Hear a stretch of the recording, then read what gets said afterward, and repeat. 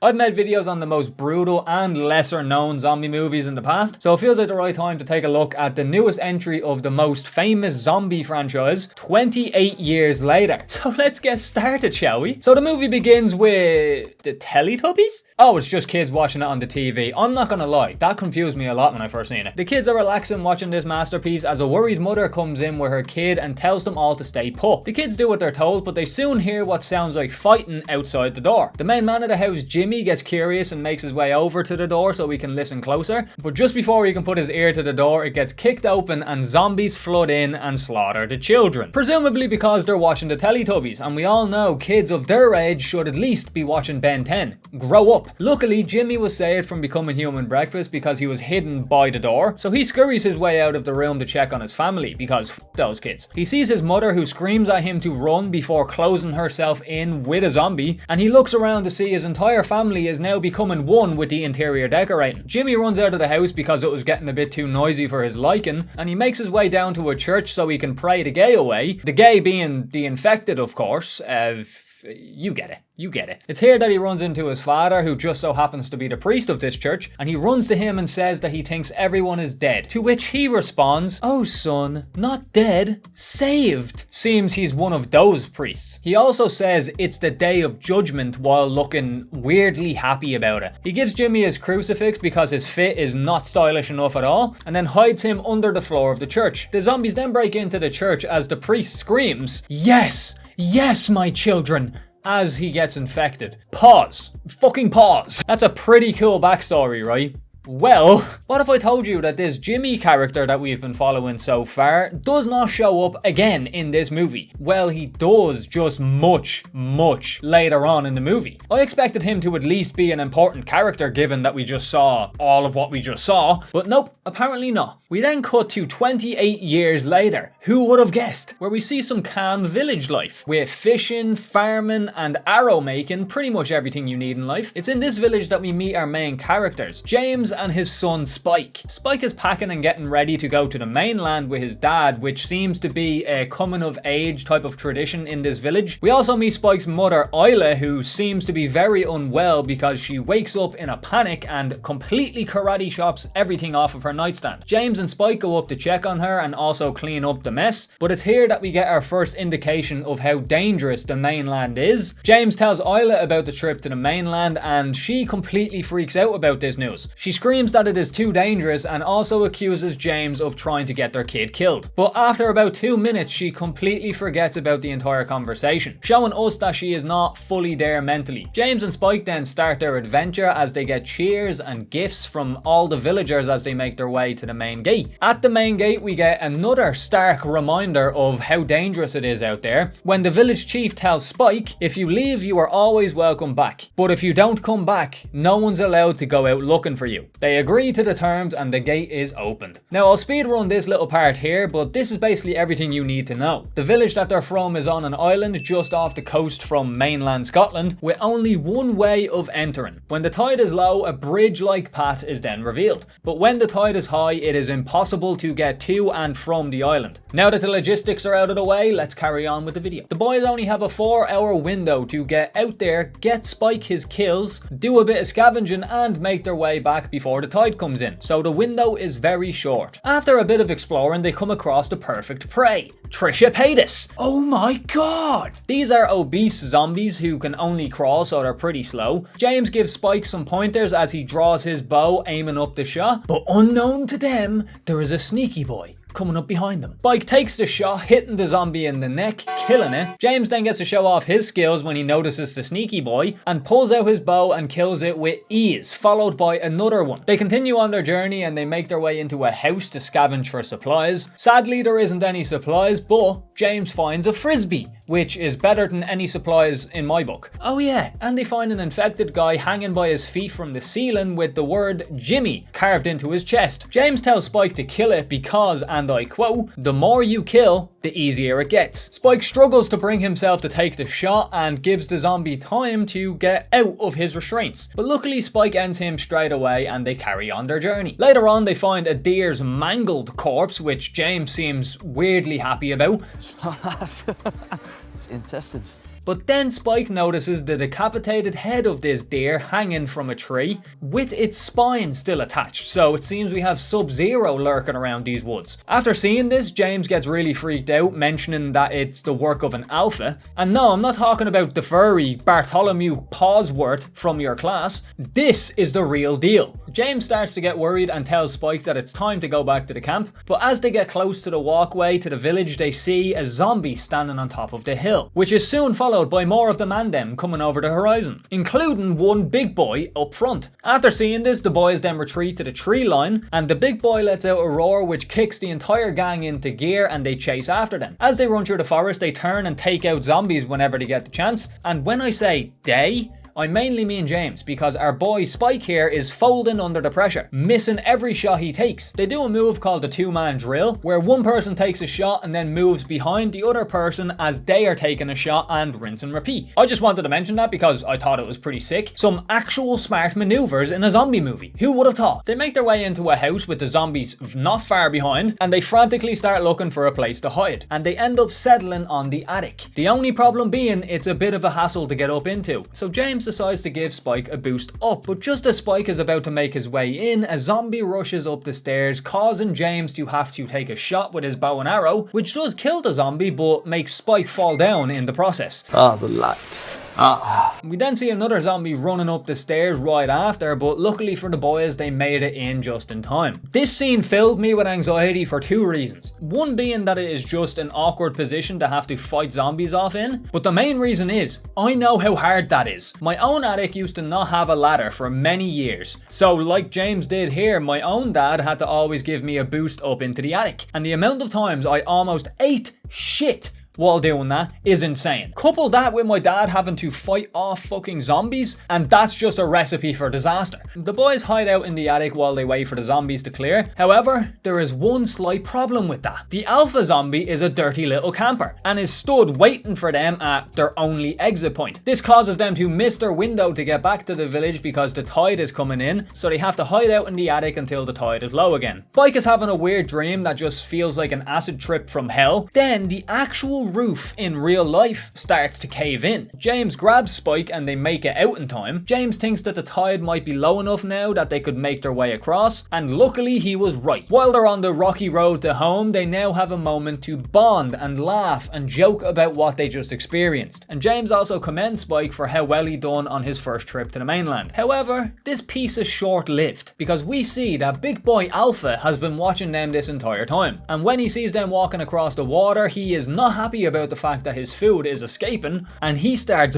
booking it towards them. James and Spike are unaware of this until they almost get decapitated by a flock of birds. This obviously confuses them because it's fucking nighttime, so James turns around to see what the disturbance might be, and all he sees are giant splashes from the Alpha's footsteps coming towards them. They instantly turn and run for their life, which goes smoothly for a while until Spike almost falls into the water. Luckily he was saved by his dad, but for some reason after this, Spike just refuses to run anymore, slowing them down. James then basically has to drag him the rest of the way, giving the Alpha time to start closing the gap. Luckily at this point they are now close enough to signal for help from the campers, and soon a barrage of arrows comes overhead and hits the Alpha dead in the chest. But that's little more than a splinter for this chap, who just brushes it off and continues on chasing the boys. The Alpha gets so close to the point that James has accepted his fate, but just then a giant flaming pike flies overhead, hitting the Alpha in the chest and killing it. After the boys get back after their escapade, there is a nice little welcome back party for them. But before he could even process his little prepubescent emotions, he sees his father going off with another woman. He follows them for a little bit, and what he sees is his father getting down and dirty with another woman that is not his mother. He gets very upset to the point that he just leaves his own party and he just heads straight home, to which he finds an old man, which is a family friend, taking care of his mother. It's here that he starts talking to this old man about what actually happened out there, and he then starts talking about a suspicious fire that they saw while they were in the attic. I didn't mention this earlier because I didn't think it was really necessary. This is when the man starts to tell Spike about a man who used to be a doctor back in the old world. But to end the conversation off, he warns Spike that he is not of sound mind. He is not the most sane humans ever, but this gets Spike thinking. His mother is sick, they don't know what's wrong with her, so this doctor could help her. Earlier on in the movie, when he asked his dad about the fire, he seemed to not know what was going on. The next day when his dad comes home, Spike decides to confront him about the doctor. He admits to knowing about the doctor, but he also says that the reason he didn't mention it is because he believes he is a psychopath because of a past experience he had, when him and a few other people came across this man burning hundreds of bodies. I need to add this tidbit here.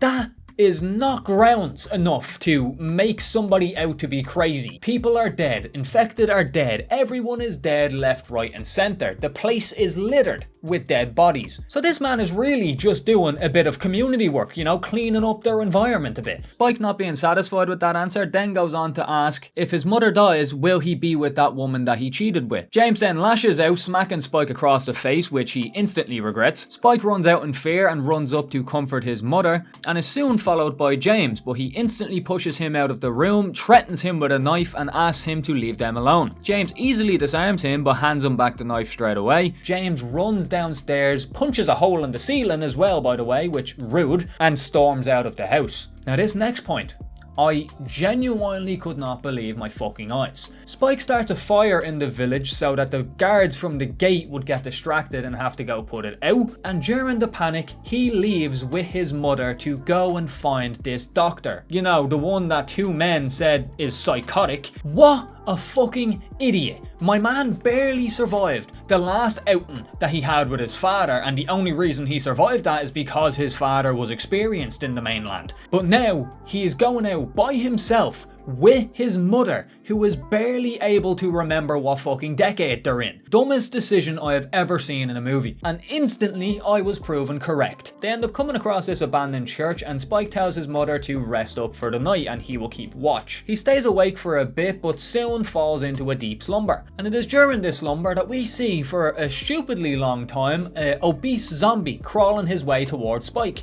Luckily for our boy, the zombie seems to be hungry for shoelaces, but she soon gets bored of the shoelaces and makes her way in to take a bite of Spike. And all we see is a jacket going over the zombie's head, and the next morning Spike wakes up next to his mother to see a dead zombie right in front of them. Neither of them know what happened, but we get a bit of a flashback that shows that Spike's mother is a bit of a sleeper agent, because we see that Isla is actually the one who put the jacket over the zombie's head and bashed his head against the corner of a wall until it died. So the first fucking night that this man is in the mainland, he almost gets killed by a zombie who is moving at 4 frames per second. Even when you could smell the zombie's decomposing breath, not a single movement. He's stupidly lucky that his mother turned out to be the fucking Winter Soldier, because if she wasn't, he'd be dead and the movie would be over. Now we get a little break to have a look at some other characters. We get a look at some Swedish Marines getting chased by a pack of zombies, and we actually see that they have automatic weapons. And this is where the question came up in my mind. Is the infection just in Scotland, or has it made it to anywhere else in the world? A few of their men get picked off on this mission, which is very surprising considering the fact they have AR-15s in hand, but 3 of them make it to the end of the dam and make their way into a dark tunnel. Tensions are very high in this tunnel because they don't know what's in there with them, but they soon hear a noise coming from behind them, which is just the zombies hitting against the gate. But for some reason, all 3 of them decided to turn around and look behind them, but because of their silly mistake, they turn back around to see Big Alpha Boy in their fucking face. And in this scene, it is made very apparent why they called him the Alpha. And it's not because he is able to perform Sub-Zero's fucking spine-ripping fatality with ease. It's because this man is packing some fucking heat. I now see where all the memes of 28 inches came from. I didn't think a zombie movie of all things was gonna make me feel so emasculated. Like, how do I even compare to this motherfucker? But enough of my insecurities. Now we cut back to Spike and Co. But while Spike is listening to his mother's delusional ramblings, he notices an anorexic zombie slowly sneaking up behind her, and he does the only logical thing, pulling out his bow and shooting him in the face. He notices that there are many more zombies hurling their way, so they run away as fast as they can, and they come across a garage. They make their way into this garage and instantly realize that was a fucking terrible error, because there seems to be some sort of gas in the air, so neither of them can different breed. Isla is stumbling all over this garage, not knowing what is up and what is down, while Spike is doing an actually really good job of fending off all of these zombies. But it seems it was all in vain, because once they get to the end of the garage, there is nowhere else for them to go. It looks like it's going to be the end, but luckily for them, a fully kitted out army man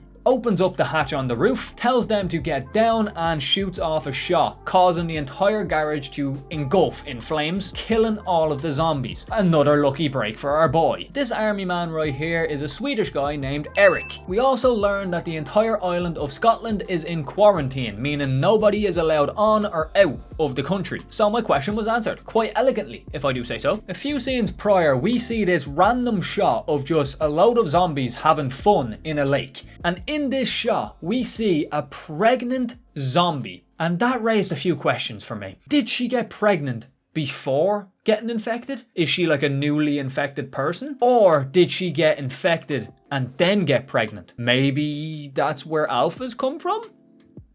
I don't know. It is about to be answered literally right now. I just wanted to bring that up because I forgot until now. Even though I have notes in front of me. I'm stupid. The gang continue on their journey, but the mother decides to plow ahead of the other two. She ends up finding a train where she can hear a zombie screaming out from inside of it. And for whatever reason, she decides to make her way onto the train. She slowly makes her way to the seat that the zombie is freaking out in, and when she gets there, she sees the pregnant zombie girl. This is a wild fucking scene.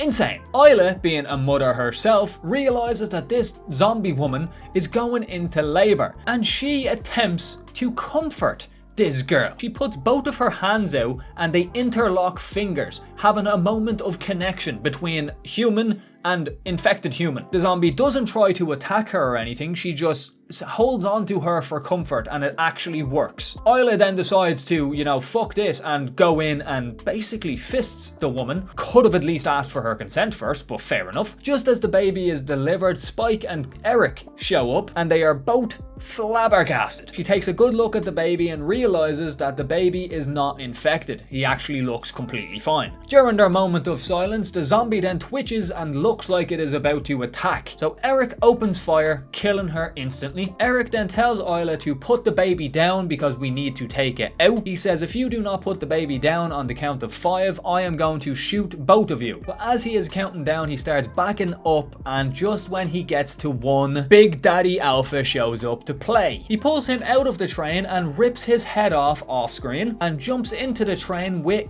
Eric's decapitated head in his hands. This guy really just does not want to infect anybody. It's really interesting, actually. But Spike and Isla start making their way down the train to get away from this guy. Spike starts shooting off some arrows at him, which again, he just brushes off with ease. There is a moment that makes me question things though. Instead of just charging at Spike and his mother, he slowly walks up to the pregnant infected woman, lifts her body up and realizes that she is dead. He then puts her body back down and looks at Spike with anger in his eyes. He starts freaking out and chasing Spike through the train, letting his dangly bits dangle free, making me insecure every step of the way. Spike and his mother make it out of the train, but so does the Alpha, and just as he is about to grab Spike, he is literally his dick length away, which actually no, that seems a bit far away, and suddenly we see a man shoot a blow dart into his neck, stopping him in his tracks. Voldemort has entered the frame. It turns out this chap right here is the doctor that everyone kept calling crazy, and turns out he's the most sane man in this universe. And after a bit of back and forth between Spike and him, he brings them to his camp, and this is where we see what he has been doing with those hundreds of bodies that he has been burning over the years. Turns out he burns all of the bodies so he can get all of the bones from the bodies and basically immortalize all of these people by building these shrines with their bones. And it weirdly looks beautiful. He even has this whole pyramid of skulls. And when Spike asks why he does this, he tells Spike about the Latin phrase memento mori, which means remember death, or remember we must die. So the reason he does this day in and day out is to remember the dead. After this moment, he gets straight to business and starts conducting a test on his mother to see what's wrong with her. The results of this exam are quite heartbreaking. He tells tells Isla that she has cancer that has spread to her brain and she does not have long left to live. His mother then says that she thought that it was cancer for a long time, but she couldn't bring herself to tell him, and she was hoping that other people would tell him for her. Her and Spike have a nice heart-to-heart. She tells him how much she loves him. The doctor chimes in asking Spike if he loves his mother, to which he obviously responds yes, and the doctor responds by saying, remember that feeling, and he says another Latin phrase, memento amoris, which means remember it was love. His mother then goes on a speech which sounds like last words, and the doctor shoots him with a tranquilizer dart to calm him down a little bit. His mother then says that she loves him once more and tells him to stay there to look after the baby. And what happens next is genuinely fucking heartbreaking, man, because the mother is in a lot of pain and she has been for a long time. So the doctor and her decided to kill her out of mercy. So he gives her a painless death with a blow dart that kills her peacefully. And keep in mind, Spike has no idea that his mother just walked away to be killed. The next time he sees his mother is when the doctor comes back with a fresh skull and places it in front of him and get told to find the perfect place for it. It's such a nice moment because we then get a slow-mo of Spike making his way up the mound of hundreds of skulls, thousands even, and he makes his way all the way up to the very top and puts his mother's skull on top of it, sharing a last goodbye with his mother beforehand. He looks out to the view to see that the sun is rising and it looks beautiful, so he turns his mother's skull to face that sunrise and he leaves it there. Absolutely beautiful. He makes his way home and all he does is leave the baby there, and he leaves a note with the baby for the people of the village to read. In the note he tells his dad to not worry about him, he's okay, and to not come looking for him. But as soon as he reads the part that says the baby's name is Isla, he rushes to the main gate to try and cross to the mainland, but unfortunately the tide is in and he cannot do that. We then get a time skip to 28 days later. We see Spike fishing and then we see him at a campfire cooking that said fish. And while he is waiting for his meal to be done, we see a lone straggler zombie making his way towards him. Spike then calmly takes out his bow and takes out the zombie with ease, but he is soon followed by more zombies. He then realizes it's not fucking worth it and starts making his way down the road. He then comes to a dead end as the road is blocked by fallen debris by the looks of it, and he calmly turns around and kills the zombie. We then hear somebody complimenting this man's shot and calling him a young warrior. Spike then looks up to see this blonde man standing on top of the debris, who calmly asks if him and his friends can join in on the fun. And when they get their confirmation, gentlemen, these boys go to fucking town. They are having a blast killing these zombies. After the zombies are dead, the mysterious man jumps off the wall with a long pole and introduces himself to Spike. This is when we find out that this man on the screen right now is little Jimmy from the start of the movie, and they shake hands and agree to be friends. And that is the end of 28 years later. Whew.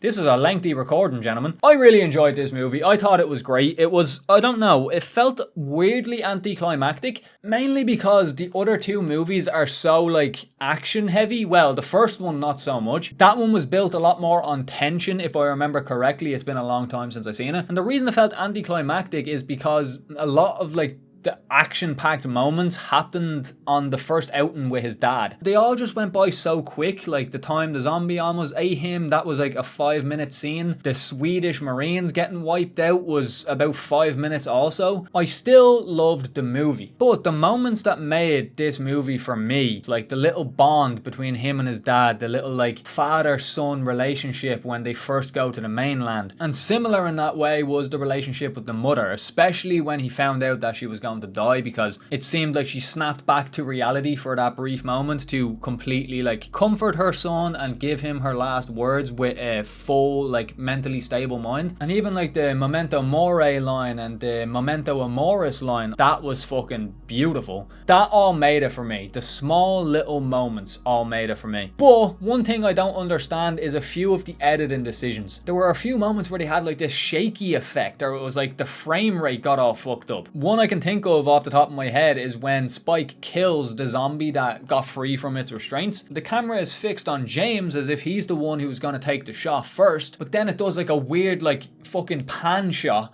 which just, it did not look good. There were a lot of moments like that that were like jarring. more than, you know, visually pleasing. Maybe I'm just not cultured enough to understand the fucking, you know, deeper meaning behind why they done that and stuff like that, but I don't know, I'm just a guy who likes to talk about movies, man. I'm no film critic. Overall, I would give this movie a solid 9 out of 10. I'm kind of on the edge of giving it an 8, but I'll give it a 9. But yeah, I hope you enjoyed. Leave a like if you did. I'm getting very sleepy now because my meds are wearing off. If you made it this far into the video, thank you for sticking with me for that long. I hope you enjoyed it. Hope I didn't bore you too much. If you like my face and you want to see more, make sure to subscribe. Click on the channel, plenty of content on there, many different varieties. And if you want to stay in contact with me on anything outside of YouTube, I have my Twitter and my Instagram linked in the description below. So yeah, with that all said, folks, it's been EXO, and I'll talk to you all later. Have a good one, folks.